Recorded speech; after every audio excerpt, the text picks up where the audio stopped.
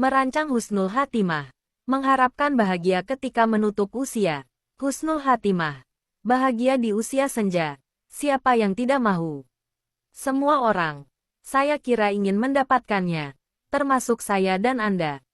Bahagia itu letaknya di hati bukan pada harta. Hati yang lembut. Hati yang selalu mengingat Allah adalah sumber kebahagiaan hidup. Ada pepatah bahasa Arab yang mengatakan, bunga yang indah tidak akan tumbuh di batu yang keras. Bunga yang indah hanya akan tumbuh dan berkembang di tanah yang baik. Begitu pula kebahagiaan. Tidak akan tumbuh di hati yang lalai, kasar, keras seperti batu. Usia senja jangan jadi penghalang untuk beribadat. Ada kisah yang menarik buat saya. Kisah ini dinukilkan dalam Sunan Ibnu Majah 3810. Hadisnya dihasankan oleh Syekh Albani. Seorang sahabat bernama Ummu Hani. Nama asalnya Fahitah binti Abi Talib bin Abdul Muttalib. Dia datang kepada Rasulullah SAW dan seraya berkata, "Ya Rasulullah, tunjukkan kepada hamba satu amalan.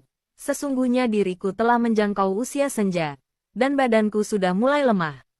Maka bersabda Rasulullah SAW, "Bertakbirlah 100 kali, bertahmidlah 100 kali, bertasbihlah 100 kali.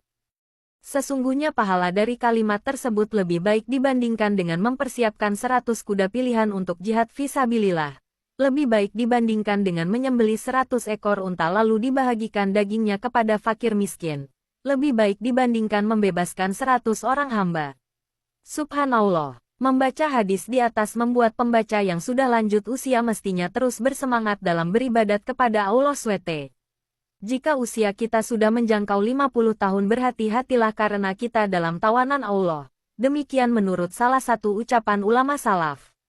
Merancang husnul hatimah. Bagaimana kita merancang husnul hatimah?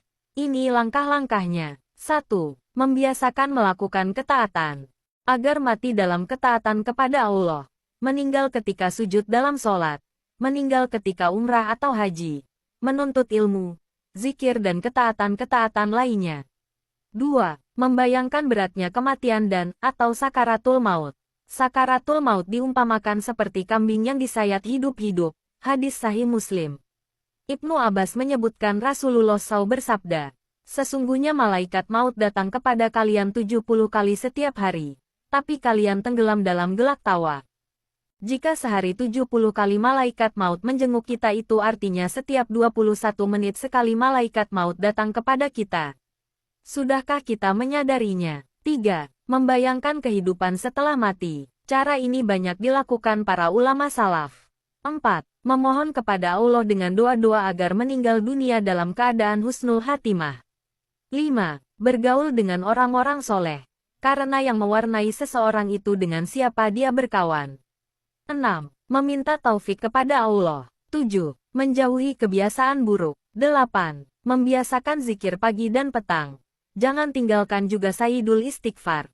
9. Membiasakan berwudu sebelum tidur, agar ketika nyawa diambil kita dalam keadaan suci setelah berwudu. 10. Buang jauh-jauh sifat mudah marah. Nabi berpesan yang bermaksud, jangan marah dan untukmu adalah surga.